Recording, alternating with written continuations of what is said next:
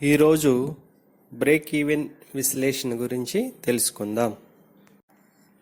The break even analysis has a considerable significance from economic research, business decision making, company management, investment analysis and public policy. The break-even analysis is an important technique to trace the relationship between cost and revenue and profit at the varying levels of output or sales. ఒక సంస్థ యొక్క ముఖ్యమైన లక్ష్యాల్లో లాభాల గరిష్టీకరణ ఒకటి. అందువల్ల వాస్తవిక ప్రపంచంలో ఒక సంస్థ లాభాల ప్రణాళికలను, నియంత్రణ విధానాన్ని విశ్లేషించడానికి బ్రేక్ ఈవెన్ విశ్లేషణ ఈ సందర్భంగా ఒక ముఖ్యమైన విశ్లేషణ అని చెప్పవచ్చు.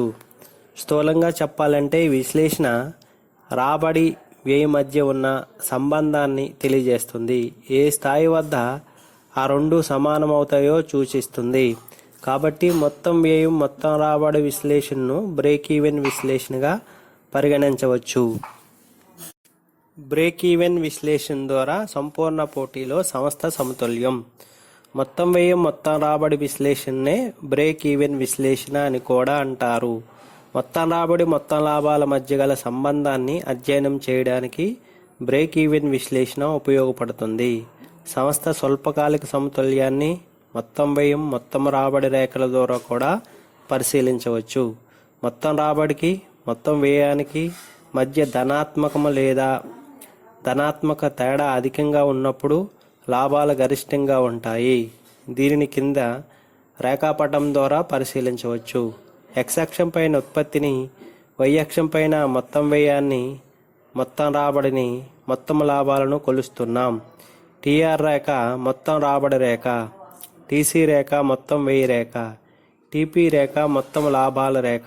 సంపూర్ణ పోటీలో ధర స్థిరం కాబట్టి మొత్తం రాబడి, మొత్తం ఉత్పత్తి పెరిగే నిష్పత్తిలో పెరుగుతుంది.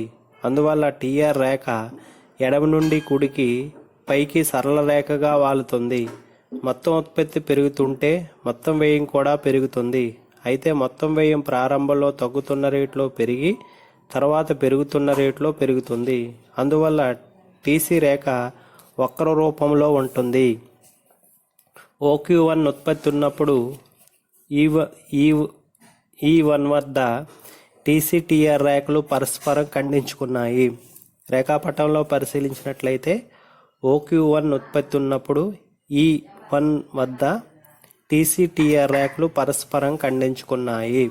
ఇక్కడ మొత్తం రాబడి, మొత్తం వ్యయానికి సమానమైన శూన్య లాభాలు లేదా సాధారణ లాభాలుంటాయి. E1 బిందువునే బ్రేక్ ఈవెన్ బిందువు లేదా లాభ నష్ట రహిత బిందువు అంటారు. సంస్థ బ్రేక్ ఈవెన్ బిందువు స్థాయిలో ఉన్నప్పుడు యాజమాన్యం వ్యయాలను ఎలా తగ్గించాలి, అమ్మకాలను ఎలా పెంచాలి అనేది ఆలోచిస్తుంది. Q1 దగ్గర టీపీ రేఖ x అక్షాన్ని ఖండిస్తూ పైకి పోతుంది.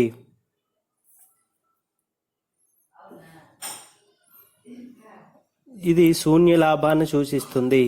Q1 కంటే ముందు ఉత్పత్తి జరిగితే మొత్తం వ్యయం మొత్తం రాబడి కంటే ఎక్కువగా ఉన్నందువల్ల టీపీ రేఖ x అక్షాన్ని దిగువనుంటుంది, అంటే నష్టాలు వస్తాయి.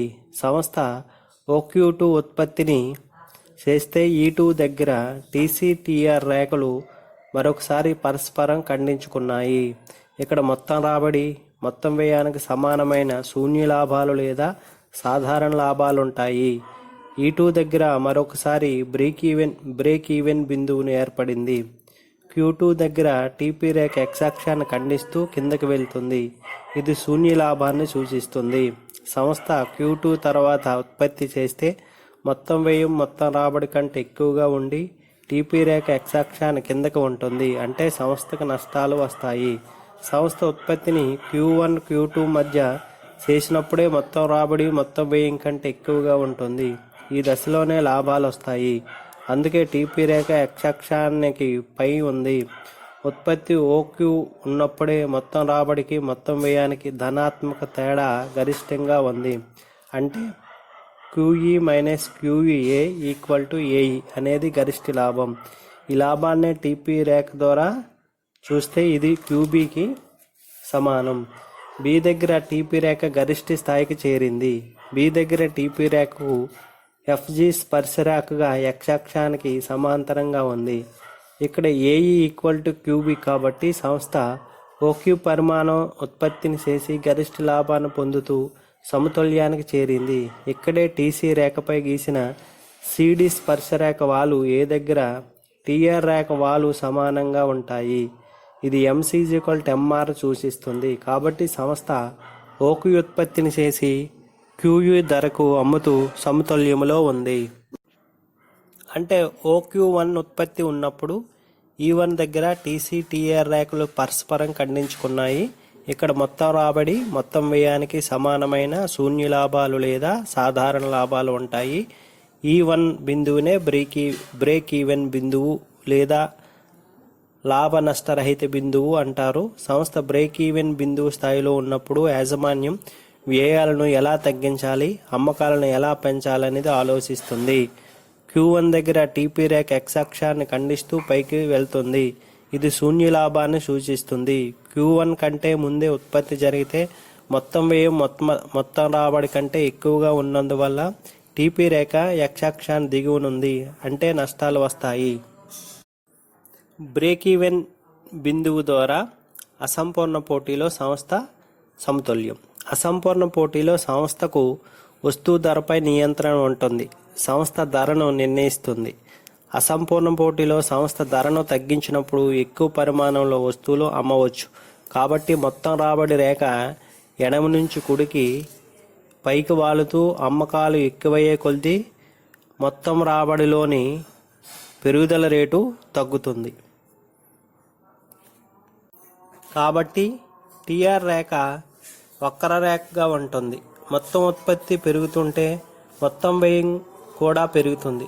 మొత్తం వ్యయం ప్రారంభంలో తగ్గుతున్న రేట్లో పెరిగి తర్వాత పెరుగుతున్న రేట్లో పెరుగుతుంది. అందువల్ల టీసీ రేఖ వక్ర రేఖగా ఉంటుంది. మొత్తం రాబడి రేఖకు మొత్తం వ్యయ రేఖకు మధ్య ఉన్న ఊర్ధ్వీ దూరమే లాభం. ఈ రెండు రేఖల మధ్య ఊర్ధ్వీ దూరం గరిష్టంగా ఉన్నప్పుడు సంస్థ ఉత్పత్తిని చేస్తూ గరిష్ట లాభాన్ని ఆర్జిస్తూ సమతుల్యంలో ఉంటుంది. దీనిని కింద పటంలో చూడవచ్చు. x అక్షం పైన ఉత్పత్తిని, y అక్షం పైన మొత్తం వ్యయాన్ని, రాబడిని, లాభాన్ని కొలుస్తున్నాం. ఓక్యూ ఉత్పత్తి ఉన్నప్పుడు ఈ1 దగ్గర మొత్తం వ్యయ రేఖ మొత్తం రాబడి రేఖ పరస్పరం ఖండించుకున్నాయి. ఇక్కడ మొత్తం వ్యయం రాబడి ఒకదానితో మరొకటి సమానమై శూన్య లాభం వస్తుంది. అందుకే మొత్తం లాభరేఖ టీపీ క్యూ1 దగ్గర x అక్షాన్ని కింద నుంచి పైకి ఖండించుకుంటూ పోతుంది, అంటే లాభం శూన్యం. ఈ1 బిందువునే బ్రేక్ ఈవెన్ బిందువు. క్యూ1 కంటే తక్కువ ఉత్పత్తి జరిగితే టీసీ రేఖ టీఆర్ రేఖకు పైన ఉంది, అంటే మొత్తం వ్యయం మొత్తం రాబడి కంటే ఎక్కువగా ఉండి సంస్థకు నష్టాలు వాటిల్లుతుంది. అందుకే క్యూ1 కంటే ముందు టీఆర్ రేఖ x అక్షాన్ని కింద ఉంది. అదేవిధంగా ఓక్యూ2 ఉత్పత్తి ఉన్నప్పుడు ఈ2 దగ్గర మొత్తం వ్యయం మొత్తం రాబడి రేఖలు పరస్పరం ఖండించుకొని టీసీ/టీఆర్ అయి లాభాలు శూన్యంగా ఉన్నాయి. ఇక్కడ టీపీ రేఖ x అక్షాన్ని క్యూ2 దగ్గర పైనుంచి కిందకి ఖండించుకుంటూ పోయింది. ఇది శూన్య లాభాన్ని సూచిస్తుంది. ఈ2 దగ్గర మరొకసారి బ్రేక్ ఈవెన్ బిందువు ఏర్పడింది. సంస్థ క్యూ1 క్యూ2 మధ్యలో ఉత్పత్తి చేస్తేనే లాభాలు ఏర్పడతాయి. ఓక్యూ ఉత్పత్తిని చేసినప్పుడు టీఆర్టీసీ రేఖల మధ్య ఊర్ధ్వీ దూరం గరిష్టంగా ఉండి లాభం గరిష్టంగా ఉంది. ఇది ఏఈకి సమానం. ఇక్కడ టీపీ రేఖ గరిష్ట స్థాయికి చేరిన క్యూబీ లాభాన్ని సూచిస్తుంది. AE equal to QB. B దగ్గర టీపీ రేఖను హెచ్ఐ రేఖ స్పర్శరేఖగా x అక్షానికి సమాంతరంగా ఉంది, అంటే లాభం గరిష్టంగా ఉన్నప్పుడు టీఆర్ రేఖకు ఈ దగ్గర పీజీ స్పర్శరేఖ సరళ రేఖ స్పర్శరేఖ. అలాగే టీసీ రేఖను ఏ దగ్గర సిడి రేఖ సరళ రేఖ స్పర్శిస్తుంది. ఈ రెండు సరళ రేఖలు ఒకదానికొకటి సమాంతరంగా ఉన్నాయి. ఇది ఉపాంత రాబడి ఉపాంత వ్యయాల మధ్య సమతుల్యాన్ని సూచిస్తుంది. అంటే ఓక్యూ ఉత్పత్తి చేసినప్పుడు సంస్థ సమతుల్యంలో ఉండి సంస్థ క్యూఈ దగ్గర వస్తువును అమ్ముతుంది. బ్రేక్ ఈవెన్ విశ్లేషణ సులభంగా ఉండడానికి చెరవేయాలు వీసి ఉత్పత్తి క్యూ అనుపాతంలో ఉంటాయని, ధర పి స్థిరంగా ఉంటుందని అనుకుంటే మొత్తం రాబడి ఈక్వల్ టు చెరవేయము ప్లస్ స్థిరవేయము అయినప్పుడు ఉండే ఉత్పత్తి పరిమాణమే బ్రేక్ ఈవెన్ ఉత్పత్తి పరిమాణము. బ్రేక్ ఈవెన్ విశ్లేషణ సులభంగా ఉండడానికి చెరవేయాలు ఉత్పత్తికి అనుపాతంలో ఉంటాయని, ధర స్థిరంగా ఉంటుందనుకుంటే మొత్తం రాబడి ఈక్వల్ టు చెరవేయము ప్లస్ స్థిరవేయము అయినప్పుడు ఉండే ఉత్పత్తి పరిమాణమే బ్రేక్ ఈవెన్ ఉత్పత్తి పరిమాణము. అంటే TR equal to VC plus FC, PQ equal to VQ plus FC, PQ minus VQ minus FC. ఇక్కడ వి సగటు చెరవేయము, average variable cost. Break even ఉత్పత్తి పరిమాణము క్యూ ఈక్వల్ టు మొత్తం స్థిరవేయము బై సగటు చెరవేయము. సంస్థ ఒకే ఒక వస్తువును ఉత్పత్తి చేస్తుంటే బ్రేక్ ఈవెన్ పాయింట్ను బీఈపీ వస్తువులు యూనిట్లో కానీ లేదా మొత్తం అమ్మకాల విలువలో కానీ కొలుస్తాం. ధర 20 రూపాయలు, సగటు చెరవేయము 12, స్థిరవేయము 3,20,000 రూపాయలు అనుకుంటే break even point equal to 3,20,000 by 20 minus 12 equal to 40,000 యూనిట్లు.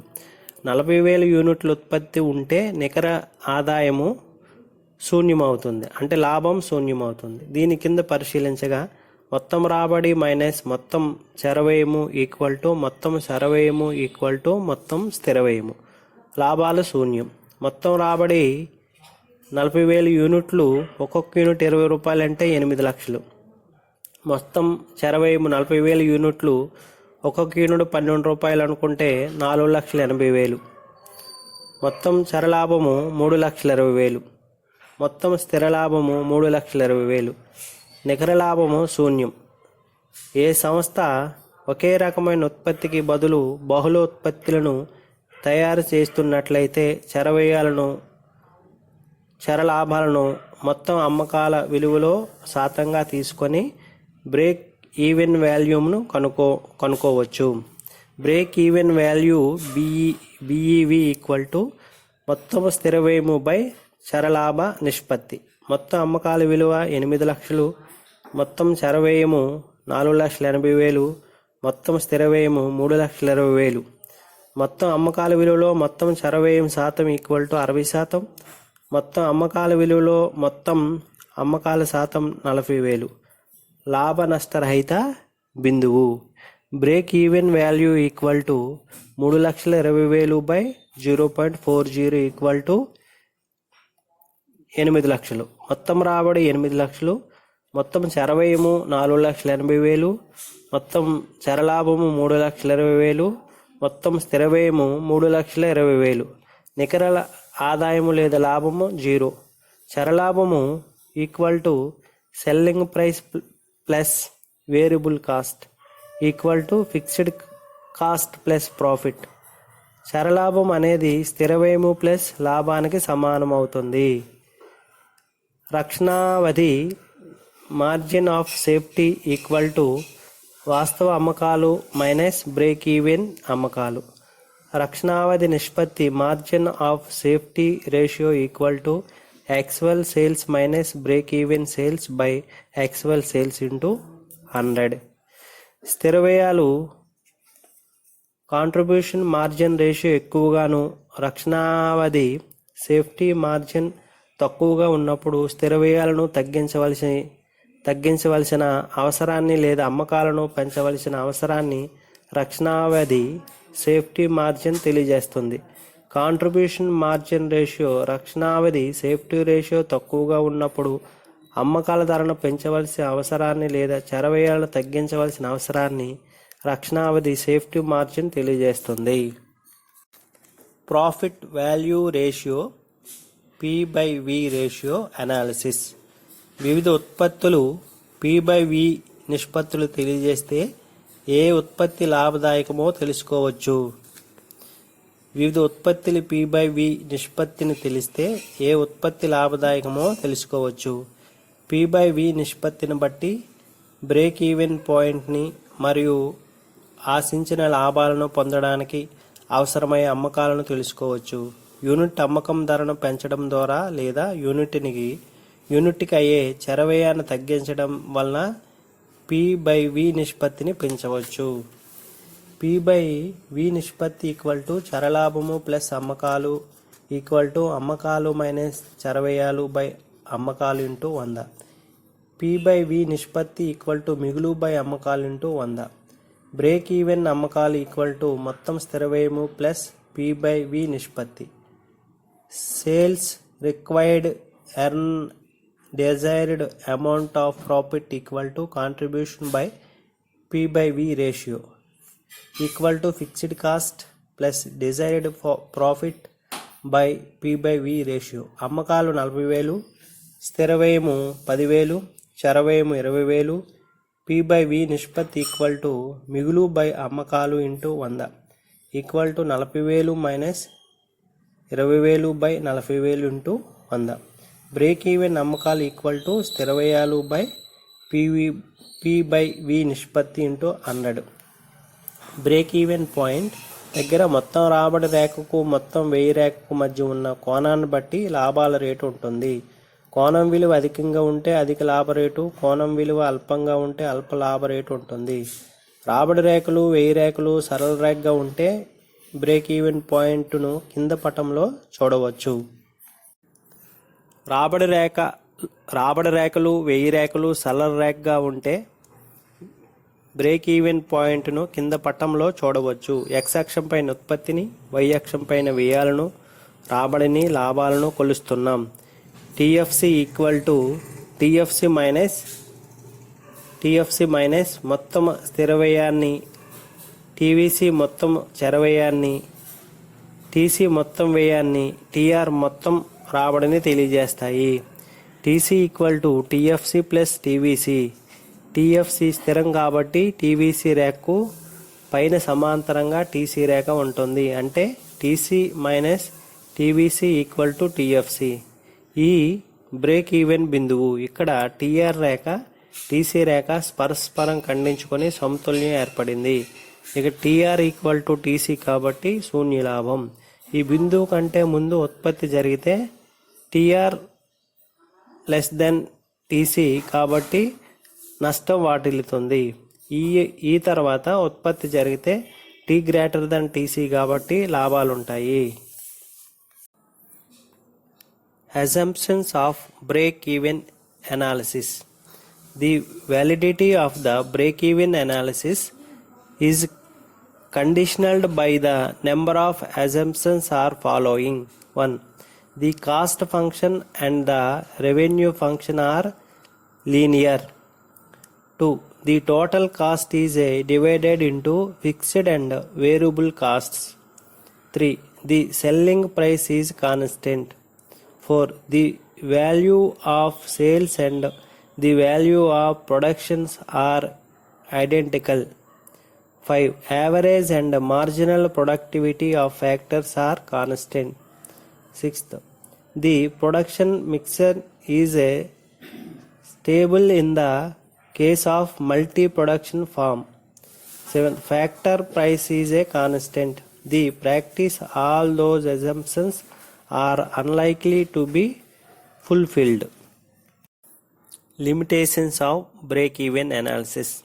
The break-even analysis has a certain major limitations of following. 1. It is a static. The break-even analysis, everything is assumed to be constant. This implies of static conditions. It is not suited to the dynamic situation. Second, it is unrealistic. It is based on many assumptions which do not hold good in practice. Linearity of the cost and revenue functions are true only for a limited range of output. 3. It has many shortcomings. The break-even analysis regarding profit as a function of output only It is failed to consider the impact of technological change, better management, division of labor, improved productivity, and such others factors influencing profit. Fourth, its scope is limited to the short run only. The break-even analysis is not a effective tool for a long-run analysis. Fifth, it is a assume horizontal demand curve with the given price of the product, but this is not so in the case of monopoly firm. Sixth, it is a difficult to handle selling cost in the break-even analysis. Selling costs do not vary with output. They manipulate sales and affect the volume of output. Seventh, the traditional break-even installation is very simple. It is make no provision for corporate income tax, etc. Break even విశ్లేషణలో లోపాలు. 1. టీఆర్టీసీ రేఖల మధ్య గరిష్ట దూరాన్ని కొలవడం సులభం కాదు. 2. సగటు ఉత్పత్తి వ్యయాన్ని పరిగణలోనికి తీసుకోలేదు. 3. ఈ విశ్లేషణ ద్వారా పరిశ్రమ సమతుల్యాన్ని వివరించలేము. ఈ లోపాల కారణంగా ఆధునిక ఆర్థికవేత్తలు సమతుల్యాన్ని వివరించడానికి ఉపాంత వ్యయ ఉపాంత రాబడి భావనను వాడడం జరిగింది. Usefulness of break-even analysis. The break-even analysis is practically useful for decision making in regarding to pricing, cost control, production mixing, channels of distributions. 1. The break-even provides microscope view of the profit structure of the firm. Second, empirical cost function required in break-even analysis can be great help for the cost control in the business. Third, the break-even, it provides a flexible set of projections of cost and revenue under expected future conditions, can serve the purpose of the profit predictions and become a tool for profit making. Fourth, the break-even analysis can be used for determining the safety margin regarding the extent to which the firm can permit a declining in sales without causing losses.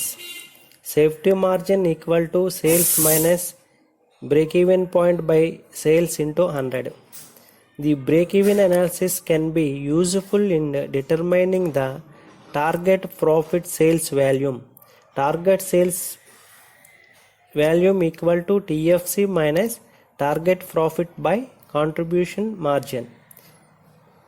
7th, it is useful arranging at make or buy decisions. In short, break-even analysis highly significant in business decision making pertaining to pricing policy, sales projections, capital budgeting, etc. However, the techniques is to be used casually. Break even విశ్లేషణ ఉపయోగాలు. పై వివరించిన విధంగా ఒక సంస్థ break even విశ్లేషణ ద్వారా తాను ఆర్థికంగా నిలదొక్కుకోగలదో లేదో అని నిర్ణయించుకోగలుగుతుంది. అనేక అంశాలపై నిర్ణయాలను తీసుకోవడానికి ఈ విశ్లేషణ సంస్థకు ఎంతో ఉపయోగంగా ఉంటుంది. 1. అభిలషణీయ ఉత్పత్తి స్థాయిని నిర్ణయించడానికి దోహదపడుతుంది. ఎందుకంటే తక్కువ ఉత్పత్తి సంస్థకు లాభదాయకంగా ఉండదు. 2. సంస్థ విస్తరణ ప్రయత్నాలకు ఇది ఉపయోగపడుతుంది. 3. ఈ విశ్లేషణ ద్వారా ఒక ఉత్పత్తి స్థాయిని ఉత్పాదన చేయడానికి అవసరమైన కనిష్ట వ్యయాన్ని సంస్థ నిర్ణయించవచ్చు. అందువల్ల వివిధ అంశాలలో సంస్థ విస్తరణ ప్రయత్నాలలోనూ, అమ్మకాల స్థాయి నిర్ణయించడంలోనూ, ధర నిర్ణయంలోనూ, ఉత్పత్తి మిశ్రమాన్ని నిర్ణయించడంలోనూ, ఒక కొత్త ఉత్పాదతను ప్రవేశపెట్టడంలోనూ ఈ విశ్లేషణ సంస్థకు ఎంతో ఉపయోగకరంగా ఉంటుంది.